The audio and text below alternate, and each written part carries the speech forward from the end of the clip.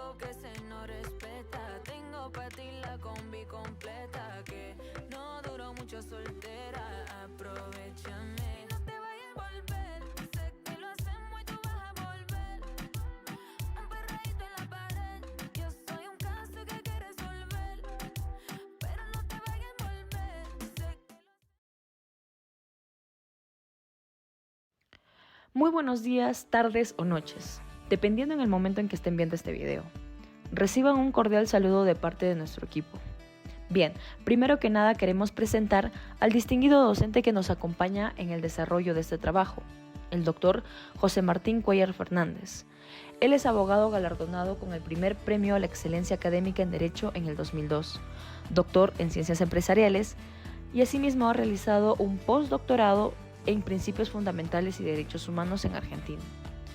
Actualmente es socio del estudio jurídico PIC Abogados de Junín y profesor de pregrado y posgrado en la Facultad de Antropología de la Universidad Nacional del Centro de Perú, donde enseña los cursos de Derecho Romano, Razonamiento Jurídico y Realidad Nacional y Globalización. A continuación, presentaremos en pantalla a los integrantes que han desarrollado este video con mucho esfuerzo y compromiso. Y finalmente, abordaremos el tema central de nuestro proyecto, que trata sobre la argumentación jurídica, ya que es un elemento esencial en el análisis y la resolución de conflictos dentro del campo del derecho. Bien, muchas gracias por acompañarnos y por ver este video. Esperamos que el contenido les sea útil y enriquecedor.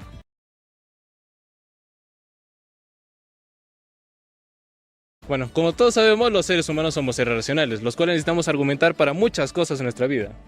Nosotros como estudiantes de Derecho podríamos empezar estudiando argumentación jurídica, ya sea para un examen o para simplemente saber mucho más de nuestra carrera. Esto justamente para sentirnos útiles y a la vez sentirnos realizados. Asimismo, para las personas en general, sentirnos útiles llenando una botella de agua y sentirnos realizados saciando nuestra sed.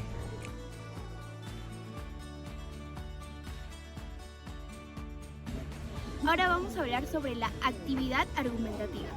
Esta busca ofrecer un panorama general sobre la argumentación y también sobre la argumentación jurídica. Para ello vamos a tocar 3 puntos. Punto número 1, ¿qué es la argumentación? Punto número 2, ¿qué es la estructura de una argumentación? Y punto número 3, ¿qué es la actividad argumentativa? Angeli, ¿sabes qué es la argumentación? ¿Y si algunos autores tocan sobre este tema? Sí, de hecho existen muchos autores, como por ejemplo Copin y Coel, que mencionan que la argumentación es un conjunto de proposiciones en donde unas, que son las premisas, son la base para defender a otras, que son la conclusión. Pero sin embargo, esto solo se cumple si existe una estructura lógica, es decir, que si las ideas están conectadas de manera que una siga a la otra. También existe otro autor que me llamó mucho la atención, que es Atienza, retoma la idea de Toulmin, que menciona que el argumento no solo es estructura, sino también interacción. Es decir, que nosotros argumentamos sin darnos cuenta, ya sea en nuestra vida cotidiana, en debates, en discusiones, para convencer a alguien. Oye, sí, tienes razón. Míralos allá, ellos todo pelean. Más bien, ¿cómo puedes estudiar tú con silencio? O sea, no. Pero dime, ¿tú cómo estudias con bullying? ¿Cómo estudias? ¿Cómo te puedes concentrar? ¿Cómo no se te mezclan las ideas? Si estás estudiando con música, con una serie, con la televisión, con la bulla de los vecinos. No sé, pero, o sea, mi cerebro tal vez tiene multitasking, o sea, no sé. No, o sea, yo no podría concentrarme en tanto silencio, es como que, ¿qué tal alguien me llama? No sé, algo así, se va a escuchar peor. Es que no, ¿cómo estudias? No ¿Con sé. bullying? Ahí podemos ver un claro ejemplo de cómo cada persona puede argumentar en la vida cotidiana. ¿Sabías que la razón influye en la argumentación? Por ejemplo, en el derecho penal, la argumentación se usa a la base normativa. Pero ahora, si queremos ver en el tema del cine, la razón ya no sería a base normativa, sino a la estética, en cómo está la infraestructura y entre otras cosas. Y finalmente podemos concluir que la argumentación es esencial para tomar decisiones racionales.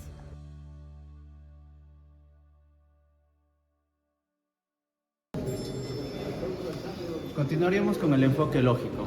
Ya. Según este concepto, tenemos que tener antes un precedente y una conclusión establecidas directamente para poder sacar cualquier tipo de hipótesis y así garantizarla bajo una validez dada. En este enfoque, Aristóteles hace una gran participación, dándonos referencias como el modus ponens y el silogismo aristotélico, pero teniendo un grave defecto que muchos autores lo han refutado, que es el uso unilateral de la razón y no de la veracidad, tal y cual, lo cual afecta directamente al argumento y a cómo nosotros podemos defenderlo. Immanuel Kant dijo, la lógica toma su camino seguro a partir de los tiempos más antiguos. Si bien Kant pudo estar en lo correcto con esto, aún seguimos utilizando conceptos ya establecidos, incluso de hace miles de años, como lo pueden ser los silogismos aristotélicos. Aunque estén erróneos ya hasta la fecha, sigue siendo fundamental para poder conocer la estructura y algunos conceptos importantes sobre lo que es en el derecho. Para entender mejor este concepto, podemos tomar el siguiente ejemplo. Rose es ciudadana, por ende, tiene derechos fundamentales. Pero, ¿qué pasaría si no fuera ciudadana? Ahí viene el juicio de la veracidad. Si un hecho fundamental que ya ha establecido una hipótesis o un argumento ya dado, tiene un juicio de veracidad, lo cual resulta falso, nuestra conclusión se cae.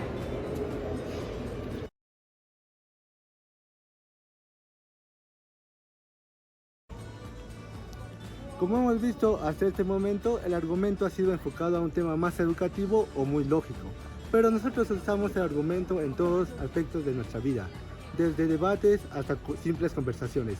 Es por eso que el autor Ptolemy quiso estructurar este argumento de una forma más informal.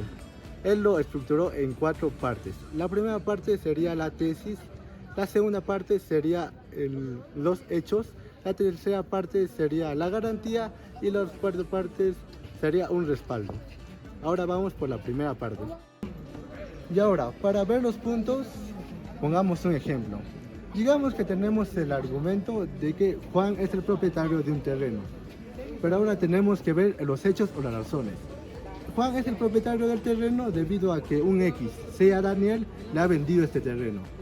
Ahora vamos a la tercera parte, que sería la garantía. La garantía es de que al momento de vender un terreno, el propietario es el que ha comprado ya el terreno, es el que tiene la propiedad. Ahora vamos con el sustento o la base. Este sería el artículo 949 de la Constitución Civil del Perú. Es lo que sustenta la garantía. Esta estructura que ha propuesto Ptolemy nos sirve para no ver el argumento de una forma muy formal, sino para utilizarlo en nuestro día a día, en nuestras conversaciones o al momento de hacer algunos debates. Esperen, no se vayan. Queda un punto importante. Ptolemy también nos da componentes estructurales para poder argumentar correctamente. ¿Cómo explicar esto? Toda tesis, toda hipótesis viene de una razón o de un hecho ya establecido, pero no significa que la hipótesis que vamos a dar sea totalmente correcta. Para eso debemos sustentarla con una garantía y a su vez tiene que estar al tanto con una norma, una ley o un reglamento vigente que pueda hacer nuestra tesis irrefutable en cualquiera de los casos. Ahora sí, pueden irse.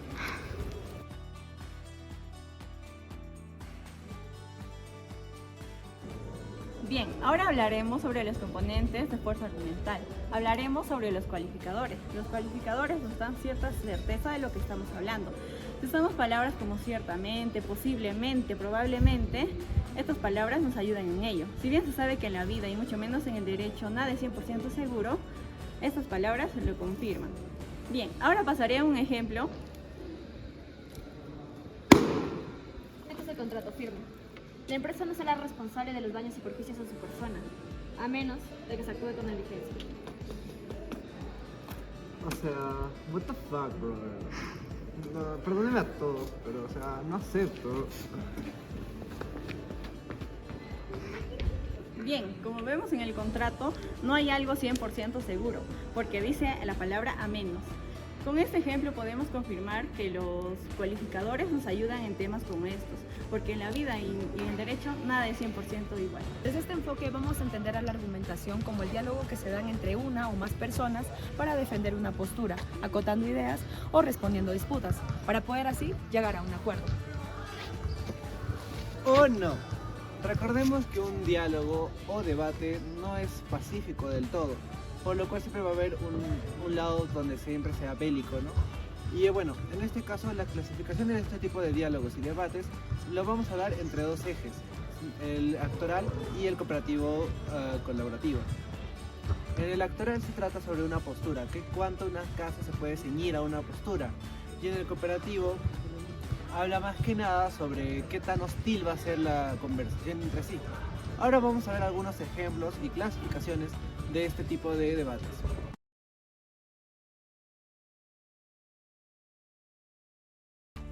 Tenemos, por ejemplo, la metáfora bélica, ¿no? Donde discutir es combatir.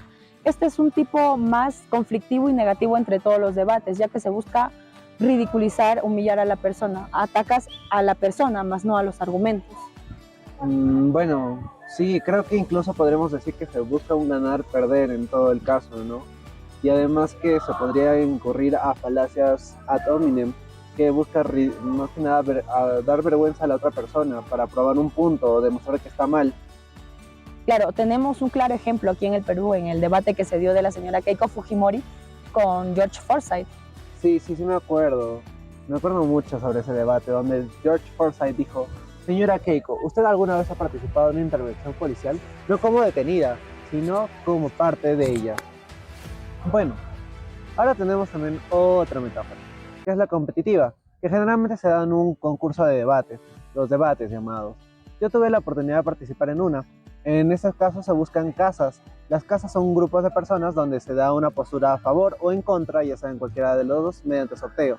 Este se lleva mediante reglas o normas dadas estipuladamente antes.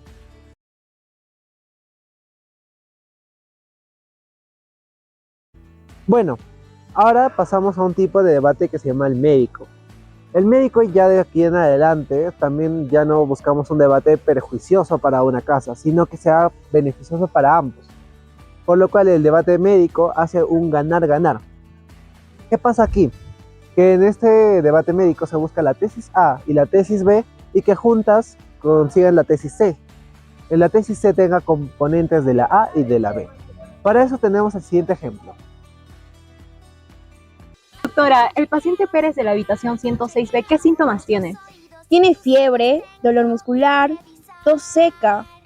Entonces tiene bronquio. También tenemos el debate constructivo, donde se busca más que nada un acuerdo entre las dos partes, puesto que cada una va a tener su proposición.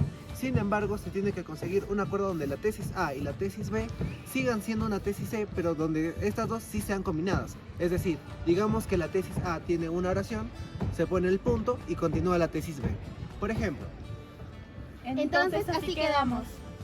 recordemos que en las negociaciones empresariales se usa mucho esto, puesto que ambas empresas van a querer querer ofrecer lo mismo o incluso pedir lo mismo. Por lo cual se necesita un acuerdo fundamental, consensuado entre las dos partes.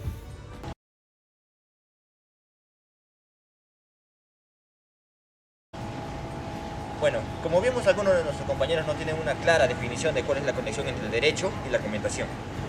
Bueno, comenzamos con algunas consideraciones introductorias.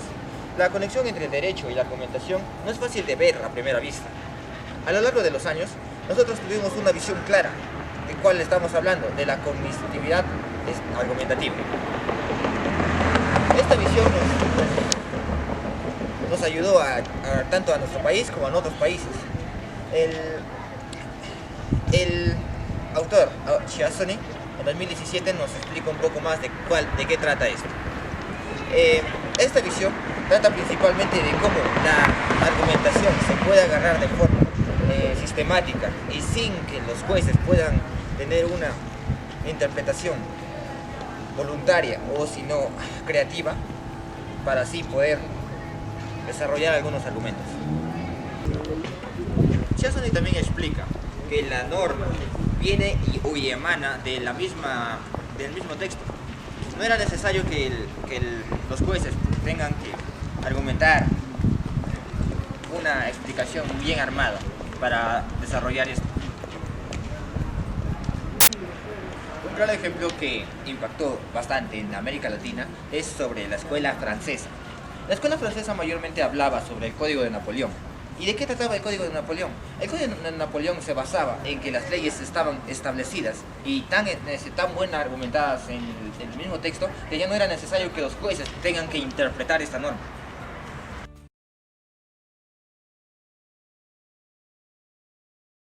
Entender la relación entre el razonamiento jurídico y el razonamiento práctico, tenemos que escuchar al profesor McCormick. ¿Qué nos dice este profesor? Este profesor nos dice que nosotros, los humanos, utilizamos el raciocinio al momento de tomar una decisión entre dos elecciones. Esta decisión tiene que estar basada tanto en argumentos, en coherencia y conveniencia, y al momento de tomar una decisión muy difícil tenemos que prever la consecuencia. Asimismo, el profesor nos dice que la relación entre el razonamiento jurídico y el práctico es que el razonamiento jurídico es una rama del razonamiento práctico. Para complementar a lo que dijo mi compañero, voy a hablar acerca de Robert Alexy y cómo él menciona acerca del razonamiento jurídico, acerca de cómo, a pesar de que el razonamiento práctico nos dice ciertas formas de no pensar jurídicamente únicamente todo, nos ayuda a ver también desde la perspectiva de los juristas, los abogados y los fiscales.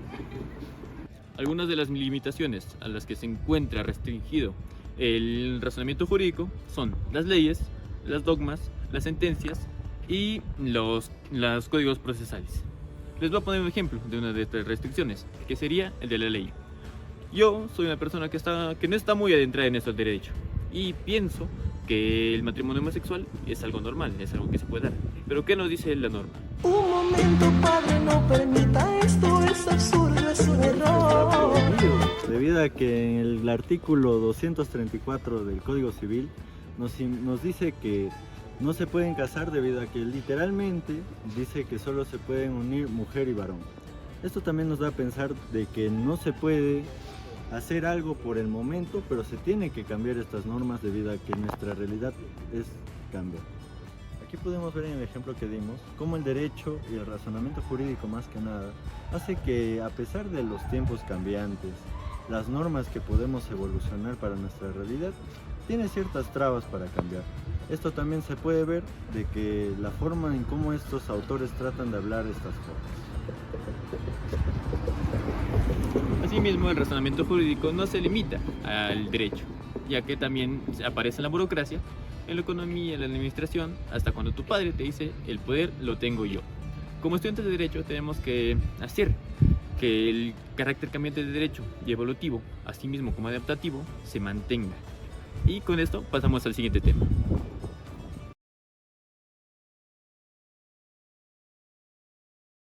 Ahora les hablaré acerca de la clasificación de los casos entre fáciles y difíciles. Comenzaré hablándoles acerca de los casos fáciles denominados por Dworkin o también conocido como casos claros denominado por McCormick. Esto con la finalidad de que no se le quite la complejidad en algunas áreas del derecho.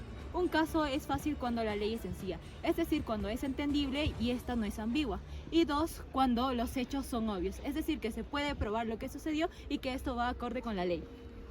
Hola, buenos días. He venido a realizar la votación. ¿Puede verificar mi DNI? 19 años. Perfecto, su data es correcta para votar. En este caso, los hechos son claros. El DNI muestra que ella tiene 19 años. Este es un caso sin discusión. Ahora continuaré hablándoles acerca de los casos difíciles o problemáticos. Aquí intervienen los mismos dos autores que ya mencioné anteriormente. En la primera denominación interviene Dworkin y en la segunda McCormick. Este los define como aquellos problemas que hay en la interpretación, identificación o aplicación del derecho. Este mismo autor identifica 4 problemas en este tipo de casos. El primero es la interpretación. ¿Qué significa la norma? El segundo es la relevancia. ¿Cuál es la norma aplicada? El tercero es la prueba. ¿Cómo demostramos los hechos? Y el cuarto es la calificación. ¿Cómo encajamos estos hechos en la ley?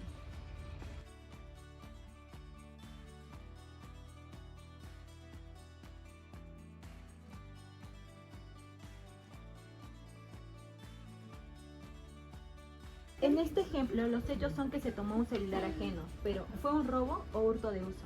La clave está en interpretar la verdadera intención de la persona y luego clasificar ese acto bajo la norma precisa. ¿Dónde está mi celular? Si yo lo dejé aquí, ¿dónde está?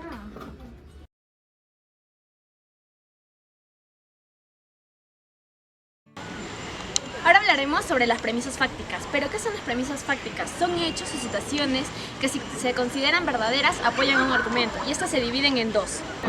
Ahora hablaremos sobre los problemas de demostración. Aquí el problema se centra en si se cumple o no el hecho supuesto.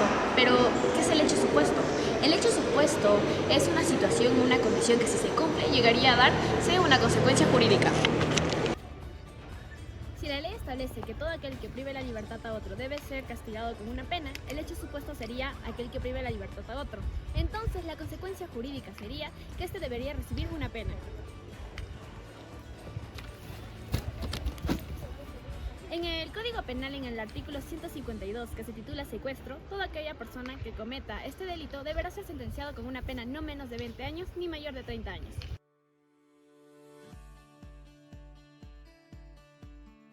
Continuando con la exposición y ya en la parte final nos encontremos para mencionar el siguiente tema. Los principales problemas que pueden surgir al momento de aplicar una norma jurídica. Pasemos a lo que es el problema número 1, que es el problema de interpretación. Esto se debe muchas veces a que nosotros interpretamos de varias formas.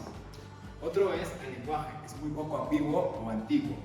Otro es a la norma, que no encaja de todo cierto dentro del sistema jurídico. Ante ello, los juristas recurren a lo que es la argumentación de interpretativos. Estos se subdividen en tres categorías: los lingüísticos, que es el significado de las palabras; los sistémicos, que se consideran el contexto tanto de la ley, de las premisas y de las proposiciones. Finalmente tenemos los teleológicos o deontológicos, que principalmente buscan el propósito de la justicia detrás de la norma.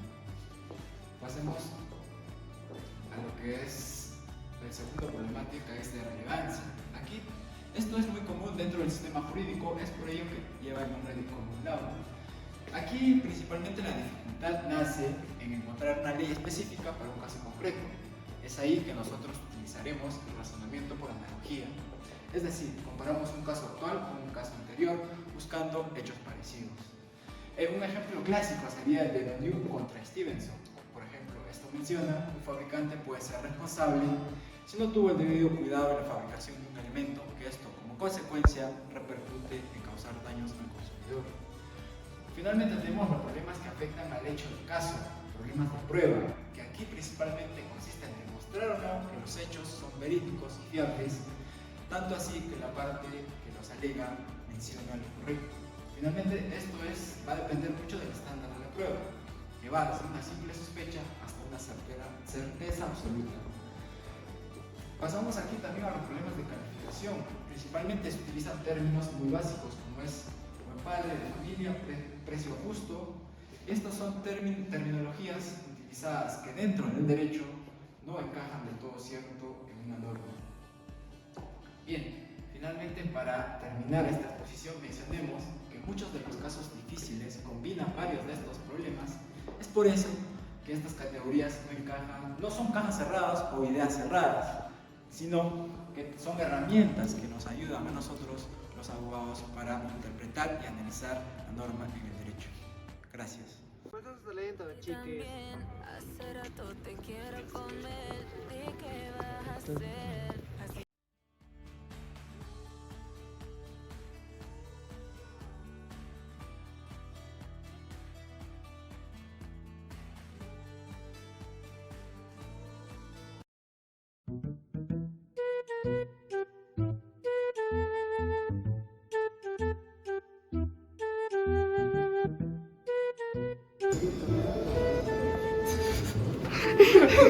Ahora vamos a hablar sobre los problemas de calificación.